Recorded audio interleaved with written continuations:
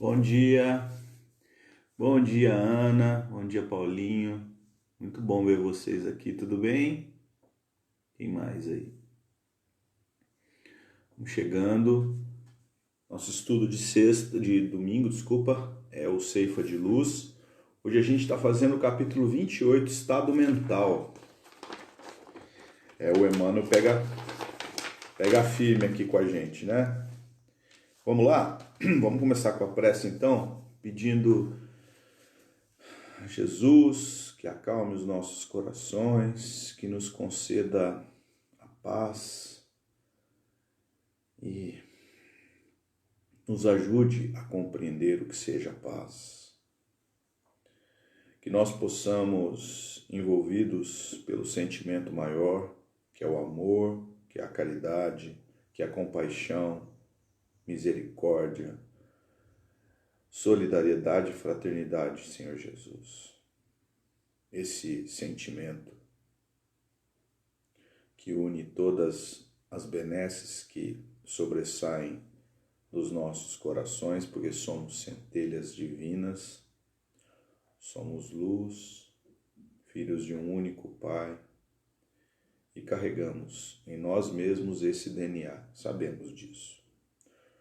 Porém, como cegos, conduzindo cegos, não enxergamos esse tesouro, Senhor. Até o vemos, mas não compreendemos quanto valioso ele é. Amigos divinos, enviados do Cristo, que vocês possam abrir os nossos olhos, ajudando-nos na caminhada que é nossa. Muito obrigado, que assim seja. Bom estudo para todo mundo. Bom dia, Joyce. Tudo bem? Vamos lá, gente. Capítulo 28, Ceifa de Luz, Estado Mental. O Emmanuel, como todos os livros do Fonte Viva, né, dessa coleção Fonte Viva, o Emmanuel, o orientador do Chico, ele nos traz um apontamento bíblico, né? Basicamente, o Novo Testamento, eu não me recordo se ele usou alguma vez o Antigo Testamento. Pode ser que ele tenha usado, não tem problema nenhum ter usado, né? Mas basicamente é a vida de Jesus, porque Jesus nos chama a olharmos para dentro, né? A primeira revelação que veio com Moisés busca num tempo muito antigo, né? Não é muito tempo assim cronológico, mas num tempo completamente diferente do nosso e no que chama, no que remonta a constituição das leis, né? A constituição do próprio Estado que era dominante. Então, Moisés, quanto primeira revelação, símbolo dessa primeira revelação, ele traz muito mais dominâncias externas. É isso que a gente queria falar. Esse é o nosso entendimento, é isso que a gente olha, é a ótica que a gente tem. A gente olha para Moisés e a sua revelação, os próprios 10 mandamentos, eles foram entendidos naquela primeira etapa, né, da humanidade, um período ainda de despertar do sentimento, era um sentimento ainda muito vazio, né? As pessoas não tinham esse olhar fraterno ou essa vontade de se melhorar. Era um planeta completamente hostil comparado ao tempo de hoje. O que é natural porque progredimos sempre, né? Então, ele tinha um olhar muito externo, né? muito físico. Isso é importante que se diga. A vinda de Jesus mudou completamente essa ótica. Jesus chega apoiado em leis universais, não leis exclusivamente humanas, como fez Moisés.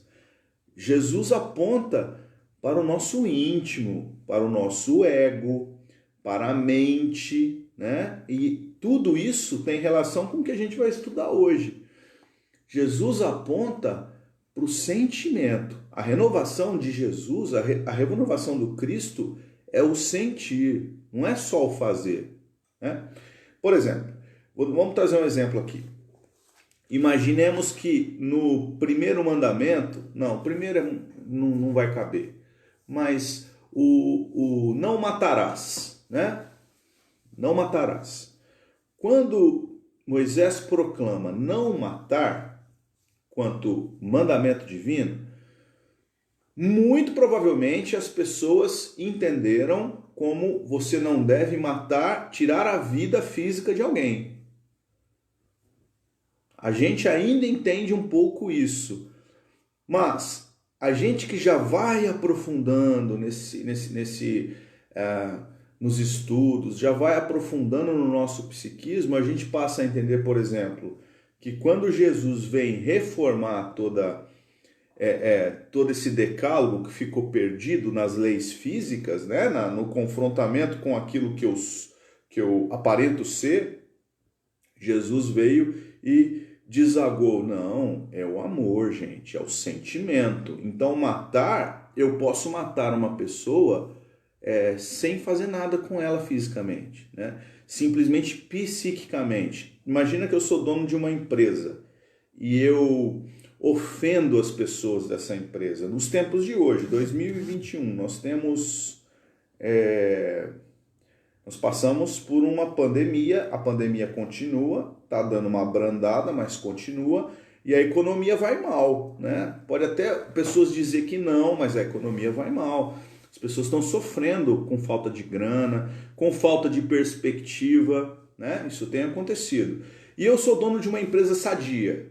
Imagina a minha situação, uma empresa sadia. E aí eu me coloco como soberbo, né?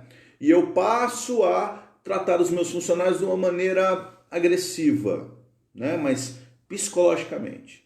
Eu vou ofendendo essas pessoas, eu vou tratando mal essas pessoas, eu vou dizendo que existem muitas outras pessoas que querem o lugar delas, e então ali eu vou matando um sentimento dessa pessoa, né? Ou eu vou transformando um sentimento, que é a morte também, que a morte é uma transformação, né? Eu vou transformando um sentimento que seria a pessoa, o funcionário levantar cedo, dedicado ao trabalho, vontade de levar desenvolvimento para sua família, né? Vontade de ser útil, isso é muito importante. E eu vou tirando isso dele, né? E a pessoa, ela passa a trabalhar porque ela tem necessidade daquele trabalho, não porque ela tem vontade de ir. Isso é triste, gente, isso também é morte. Então, o parâmetro do Cristo tem uma grande diferença, não só porque ele veio falar de amor, porque ele veio falar diretamente do que Deus desejava para todos, mas porque ele tem esse viés. O viés de Jesus, ele é psicológico, ele é mental, ele é profundo. Não é? Primeira revelação, muito física. A segunda revelação, com a figura do Cristo em pessoa, é uma revelação íntima, né? Sentimento, coração. Então, é disso que Jesus veio dizer. Por isso que se a gente apontar para um ensinamento de Jesus e olhar para ele simplesmente analisando as palavras que ele disse, fica muito pobre e às vezes até diferente do que ele quis dizer, né? Metaforicamente, às vezes a gente entende de uma maneira muito rasa e a gente transforma isso num ensinamento muito raso, e o Jesus nunca foi raso. Vamos ler? Estado mental. Qual é a frase que o Emmanuel ocupa nessa lição? Tá em Paulo, Efésios 4:23. Efésios era um documento que rodou naquela região da Palestina, na região da Ásia Menor, começo da Europa, rodou geral, tá?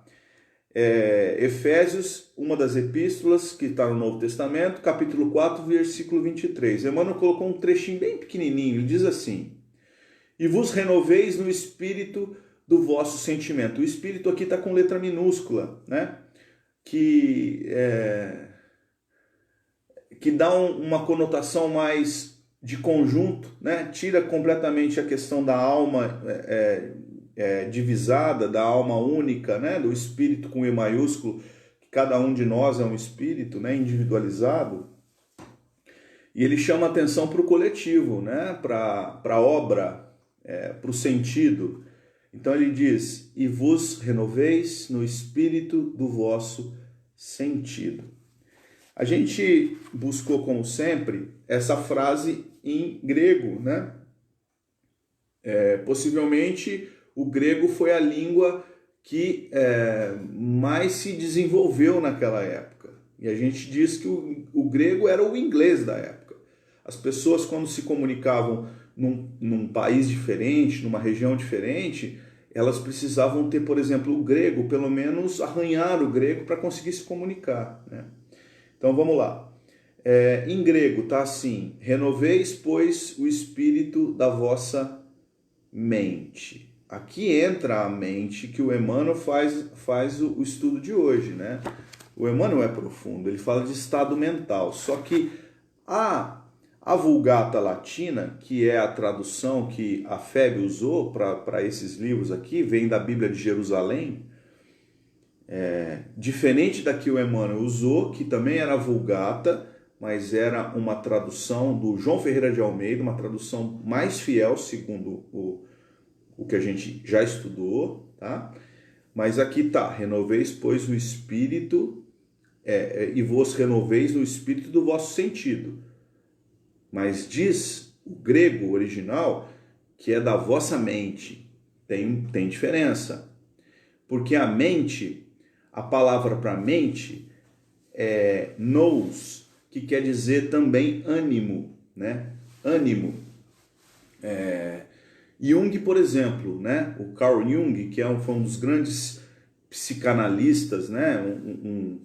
Do pensamento psicológico no mundo, um cientista, ele falou muito sobre a ânima e o animus, né? Que é o feminino e o masculino em nós. Todos nós temos essa vertente, né? O ânima é o sentimento, né? É o que se diz do feminino, são aquelas características femininas no homem, aquelas características muito femininas. Por exemplo, o sentimento maternal, né? O acolhimento, né? A emoção. Tudo isso aí é ligado ao ânima, que o Jung estudou como sendo uma vertente feminina em todos os homens. Homens no sentido plural, né? Humanidade. E o animus é o complemento do ânima. Não é que eles são opostos, um completa o outro. É como o yin e o yang, né? No símbolo chinês do taoísmo. Você tem então o animus, né? Que é a parte masculina, que é a força, que é a determinação, que é a razão, né?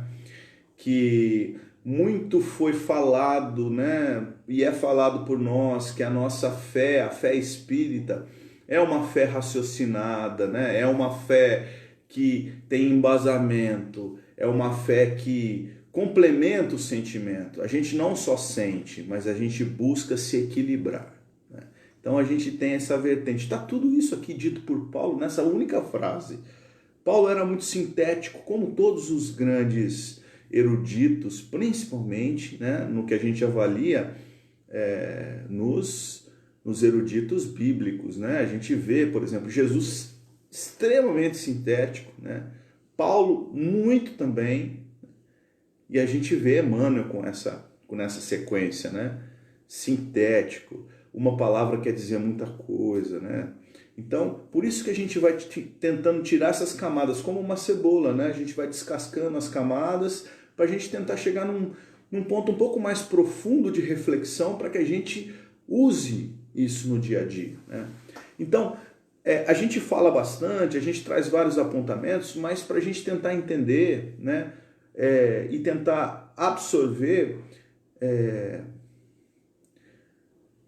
subsídios para a nossa vida comum, para a nossa vida de sobrevivência, vamos dizer assim, para a nossa saída, né? Porque aqui a gente está abastecendo o celeiro, só que a gente vai usar esse alimento em algum momento na nossa vida, pode ser daqui meia hora, depois do estudo, você precise colocar em prática aquilo que você está refletindo. Então basicamente isso, tá bom? O espírito, a gente não quis falar logo no começo, mas esse espírito com E minúsculo, Paulo, nessa Efésios 4:23, ele faz uma referência ao livro Gênesis. Ele usa uma palavra que se chama em grego é pneuma. Pneuma vem de sopro, né? Pneuma vem de pulmão, né? Vem de... tem uma especialidade médica, pneumologista, né? Que estuda, que trata dos pulmões, da respiração. Hoje em dia está muito em voga por causa dessa doença que nós estamos passando, quanto pandemia, né? Então, o pneuma, ele tem um sentido de fluidez, né?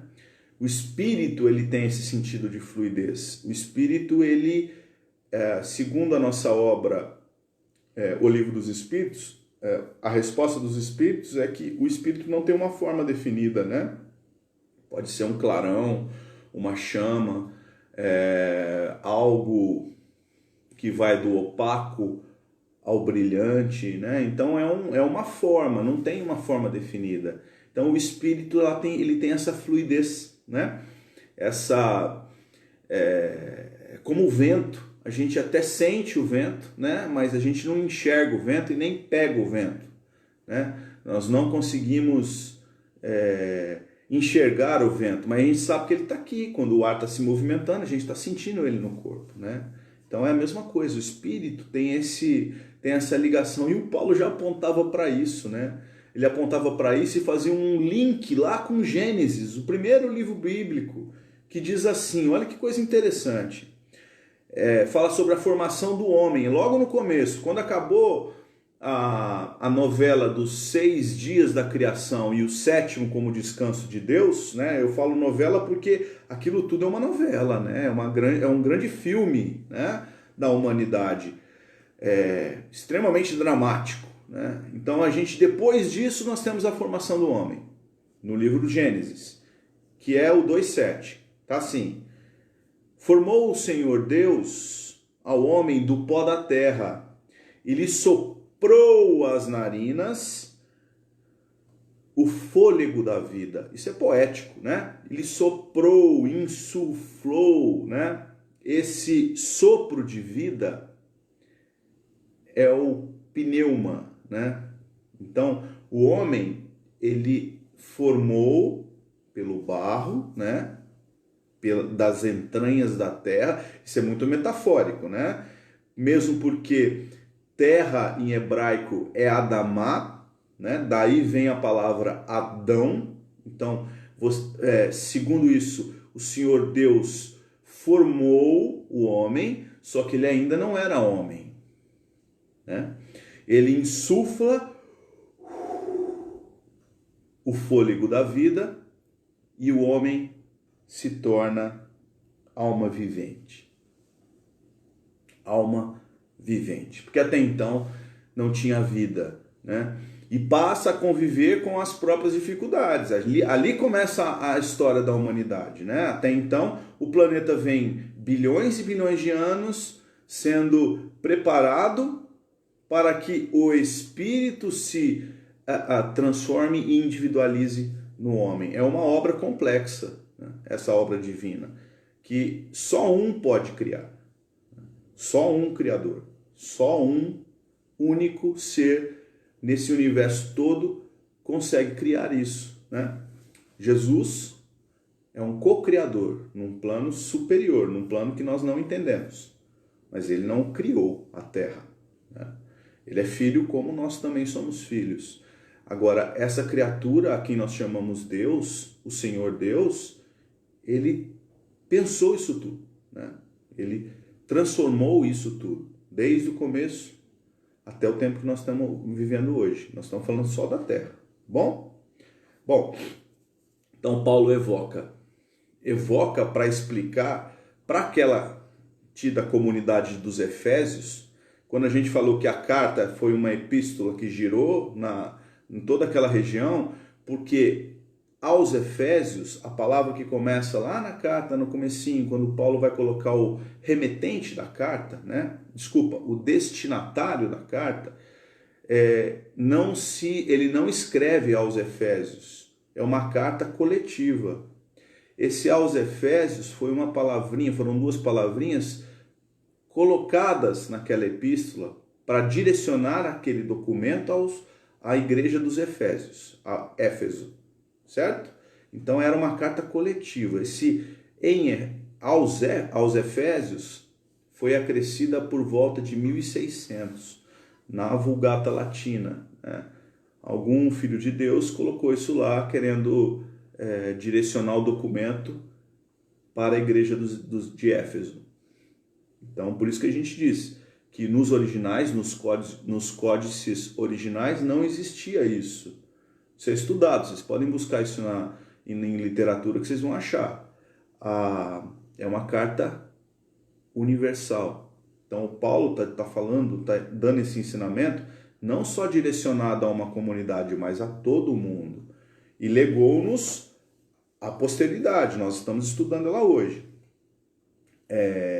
Qual é o sentido dessa epístola? Qual é o sentido de Paulo evocar o livro Gênesis? Qual é o sentido do Paulo evocar a questão do Espírito, né? Esse que habita todos nós, né? Esse fôlego divino que nós todos recebemos quanto filhos e fomos transformados em almas viventes. Por que isso tudo, né? Qual é o sentido disso? E ele explica durante toda a epístola, que o motivo dele é a unidade com Deus. Esse é o mote dessa epístola. São 6 capítulos evocando a unidade do Filho com Deus.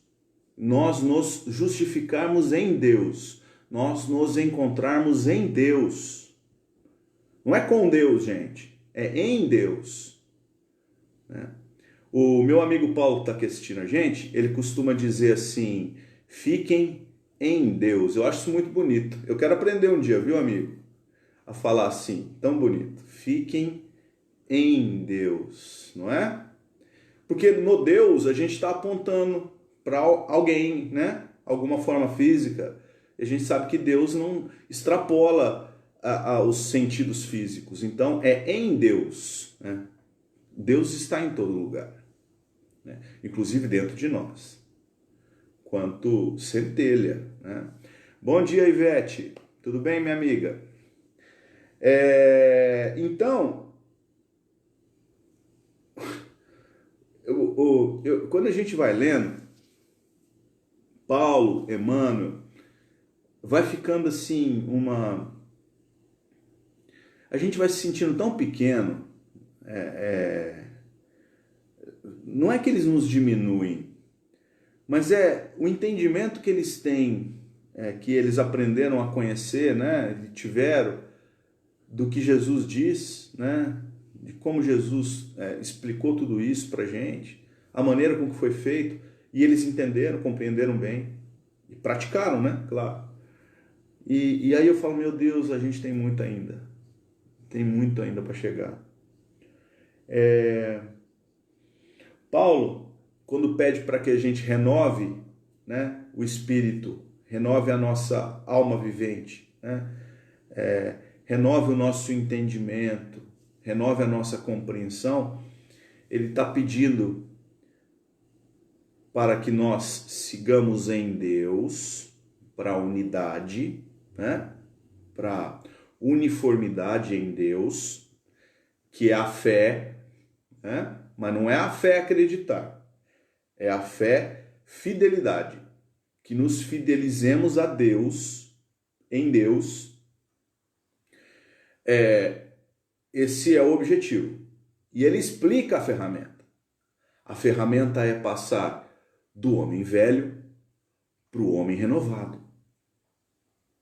Por isso que ele aqui evoca o pneuma, por isso que ele evoca aqui o espírito, por isso que ele evoca isso. Na carta, Paulo, ele evoca a criação do homem, Adão, né? O insuflar de fôlego divino que transforma em alma vivente, só que para nós, na atualidade, não basta sermos alma vivente. Para nós nos fidelizarmos a Deus, nós nos encontrarmos com uma vibração superior, que é a fidelidade, que é a fé, nós precisamos passar um ponto adiante, E a demanda disso está em nós, é a nossa vontade, é como nós enxergamos isso tudo. É o que nós vamos fazer com todos os subsídios que a gente está recebendo agora. Nós estamos aqui lendo, estamos estudando, espíritos estão nos conduzindo, a todos nós, e o que você vai fazer com isso tudo? Né? Se você achar isso aqui só bonitinho e não fizer nada com isso, não nos tocou, não nos mudou nada. A gente continua vivendo do mesmo jeito. E acha muito bonito o que o Paulo e o Emmanuel escreveram. Mas não é essa a proposta. A proposta é mudança vibracional, é sairmos de alma vivente e passarmos a uma nova aliança, né? É o homem velho e o homem novo. O homem velho, ele está relacionado a Adão, ao terráqueo, ao terrícola, né? Ao homem que simplesmente vivia. Agora, que é a primeira revelação, é o físico. A segunda revelação, que vem com a figura de Jesus, é o homem renovado, é o homem novo, é o homem que sente, é a alma renovada, né? É o homem que vivencia o amor, que vivencia os sentimentos, que compreende quando ele não gosta, mas ele busca a vontade, dentro da própria vontade, as ferramentas para que ele conviva com aquilo de uma maneira mais cristã, que é a proposta de Jesus. Então o homem novo se renova através do próprio sentimento. É isso. Tudo isso está dito aqui em Paulo em 6 palavras. 6 palavras escritas há quase 2000 anos, está dizendo da renovação do espírito. O Emmanuel copia isso, copia essa frase, traz para o estudo de hoje, chama a questão para o estado da mente, que é o nosso estado mental, o nosso estado psicológico, e como nós enxergamos os pormenores das nossas vidas. Se nós enxergarmos as coisas que acontecem conosco, nas nossas vidas, as ações, os atos do próximo principalmente, conosco, de uma maneira física exclusiva, nós estamos vivendo como homem velho. E isso já faz bastante tempo que já não é mais relevante para nós. Viver só das aparências, viver só do que é externo, viver só do que é momentâneo, isso não nos cabe mais. Isso já não enche mais as nossas barrigas, né? Como diz no ditado popular, isso já não dá mais sustância, como diz lá em Minas, né? Não vinga mais. Não dá mais pra gente. Isso não nos completa mais. A gente fica vivendo um dia após o outro e a segunda é uma delícia, né? Ou não, o contrário disso, né? Segunda é ruim porque começou o trabalho. Ai, meu Deus, tenho que trabalhar. Aí chega na sexta-feira, sextou, né? Sextou, estou feliz porque chegou. Gente, que vida é essa? Que vida é essa que nós estamos vivendo? Faça uma análise. A gente passa o maior tempo da semana esperando a sexta e o sábado, que é o dia gostoso da semana, não é? É o dia que você encontra os amigos, se diverte e tal. Então tem coisa errada. Deus não nos criou para sermos assim. De segunda a sexta é triste, de sexta à noite para frente é alegre e é feliz. Tá errado ou não? Faça uma avaliação. Então a gente está passando a maior parte do tempo maus, né? Por quê? Porque nós estamos vivendo como homem velho. Nós não estamos reconhecendo nas atitudes do dia a dia do outro para conosco, de nós para com o próximo, as coisas importantes que Deus tem proposto. Então nós estamos vivendo pelos sentidos e não pelo sentimento. A gente está vivendo baseado no que a gente só enxerga com os olhos físicos e não o que a gente enxerga com os olhos da alma. A gente não está extrapolando isso para sentimento, a gente está vivendo os sentidos. E viver os sentidos é viver uma vida provisória. A vida na Terra é totalmente provisória. É uma vida com tempo para acabar, né? Nós estamos contra o relógio está correndo. Ninguém sabe se daqui 1 minuto, 2 minutos, nós partimos para o plano espiritual. É uma realidade. Isso é uma realidade. Então, assim, vivamos de uma maneira mais íntegra, né? Quanto homens integrais. É essa a proposta de Jesus. A proposta de Jesus não é coerciva. Não é assim, não beba, não fume, não faça isso, não faça aquilo. Nunca foi isso. Isso é invenção humana. Isso é invenção humana para nos fazer prisioneiros dos sentidos. Obviamente que temos que cuidar do corpo físico, temos que cuidar da saúde, obviamente que temos que cuidar da nossa mente. Agora, como nós estamos fazendo isso tudo, né? Quais são as nossas atitudes? Quais são as nossas atitudes? Mudança do homem velho para o homem novo. Isso já não é mais um pedido, isso é necessidade. Se vivemos ainda quanto homens velhos, estamos na contramão desse progresso. A humanidade tem que progredir, como a Terra progride, como todos os mundos progridem. E nós terminamos essa reflexão, antes de ler rapidinho o capítulo do Emmanuel, para vocês verem como é que faz todo sentido. É uma história, essa história também é uma história muito comum, vocês podem buscar isso na literatura, na própria internet, vocês vão ver, tá? Hillel foi um dos maiores sábios do povo hebreu. Hillel era avô de Gamaliel. Gamaliel era aquele mesmo bíblico, né? Que também aparece muito no livro Paulo e Estevão, do Emmanuel.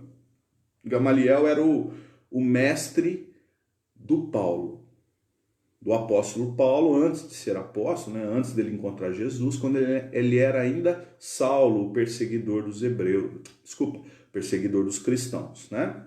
Então, o Gamaliel tinha um avô, o Hillel, que é um dos maiores sábios do povo hebreu, né? É uma das pessoas mais conceituadas, um rabino extremamente respeitado. Existiam naquela época duas escolas, eu estou falando assim, coisa de 200 anos antes de Jesus. Duas escolas rabínicas importantes lá para aquela região, para Israel, tá? Duas. Uma que era de Hillel, e outra que era de... Nossa, me fugiu o nome. Era um outro rabino. Já eu lembro. Era Hillel e o outro rabino, tá? O outro rabino, ele era fundamentalista. Era aquele que lia e dizia assim, tem que ser assim. Não matar é não matar, né? Então, ele era fundamentalista, ele era inclusive até as atitudes dessa outra escola, ela era uma atitude violenta, selvagem ainda, né? Era uma escola sem jogo de cintura nenhum, linkada aos sentidos, representando o homem velho. Hillel era o contrário, era sentimento. O que estava escrito era fundamental, é o que nós estamos fazendo, nós estamos estudando o que está escrito. Era fundamental. Mas antes disso tudo, existe o sentimento. E uma vez, um gentil, que é um não-judeu, foi perguntar para o Hillel, como ele se tornava um rabino, ou um hebreu, um estudioso, ou um fariseu, que seja, ele queria saber como é que ele faz, né? E tinha dois caminhos, né? O da outra escola, que era linkado ao homem velho, fundamentalista, e a dele. E ele explica para ele, olha, o que é odioso em ti, né? Aquilo que você odeia, tudo que você não gosta, não faça ao próximo. Essa é toda a lei. O resto é só comentário. 200 anos antes de Jesus, tinha um rabino que dizia: faça ao próximo tudo o que você gostaria que fizessem para você. Isso é tudo. Não tem mais que isso. O que interessa é isso. O resto é comentário. esse amava, né? Esse era um homem já novo, linkado ao sentimento. Esse já estava esperando Jesus, né? A chegada de Jesus que viria alguns séculos depois. Então, para a gente ler e terminar o nosso estudo de hoje, pessoal, diz Emmanuel, a carga de condições menos felizes que trazemos de vidas passadas pode comumente acarretar-nos difíceis provações e privações de caráter negativo quando de nossa permanência na Terra. Então ele está dizendo que o passado pode explicar, pode, tá? Provavelmente não teremos a equipe familiar tão unida como desejaríamos e nem contamos ainda com os ideais de elevação em todos os seres queridos, segundo as nossas aspirações. Ou seja, eu estou olhando para minha família e eu me acho destacado dessa família quanto sentimento. Eu me acho. A atividade profissional, com muita frequência, não é aquela que mais se nos harmoniza com o modo de ser. Portanto, em muitos lances da experiência, somos forçados à execução de tarefas menos agradáveis, para a regeneração de nossos impulsos inferiores. Então, às vezes, o trabalho, ele não me contenta, ou muitas vezes o trabalho não me contenta. A situação social, basta às vezes, não é a que sonhamos, uma vez que múltiplas circunstâncias nos impelem a realizar cursos de paciência e de humildade no anonimato educativo. Muitas vezes o nosso trabalho não é a nossa situação social não é aquela que nós aspirássemos, né? Obstáculos de ordem econômica, em muitos casos, se erigem como cárcere de contratempos incessantes, nos quais devemos praticar o respeito aos bens da vida, aprendendo a usá-los sem abuso e sem desperdício. Às vezes não possuímos no mundo nem mesmo o corpo físico que nos corresponda à estrutura psicológica, a fim de que saibamos trabalhar com vistas aos nossos próprios interesses para a vida superior. Às vezes a gente não tem o corpo que a gente desejaria, né? Ou que a nossa estrutura psicológica, a nossa mente, esteja voltada, né? Como desejo. Indiscutivelmente, nem sempre conseguimos eleger as ocorrências que nos favoreçam os melhores desejos, mas podemos, em qualquer posição, escolher o estado mental justo para aceitá-las, com a possibilidade de convertê-las em trilhas de acesso ao infinito bem. E depois de aceitá-las, construtivamente verificaremos que a bondade de Deus nos concede a bênção do trabalho, na qual ser-nos-á possível ajudar-nos para que o céu nos ajude, abreviando qualquer período de prova, renovando o campo íntimo, sublimando a existência, acendendo a luz inapagável do Espírito. Espírito com E minúsculo.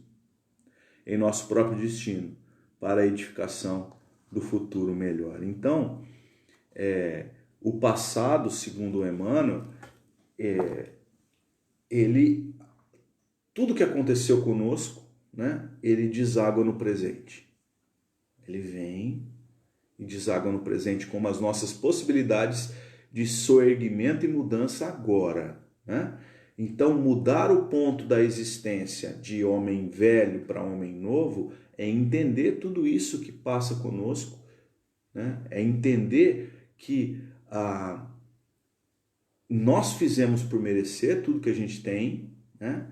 E é isso, e essas são as benesses de Deus. Ele nos coloca numa posição possível para que nós carreguemos os nossos fardos.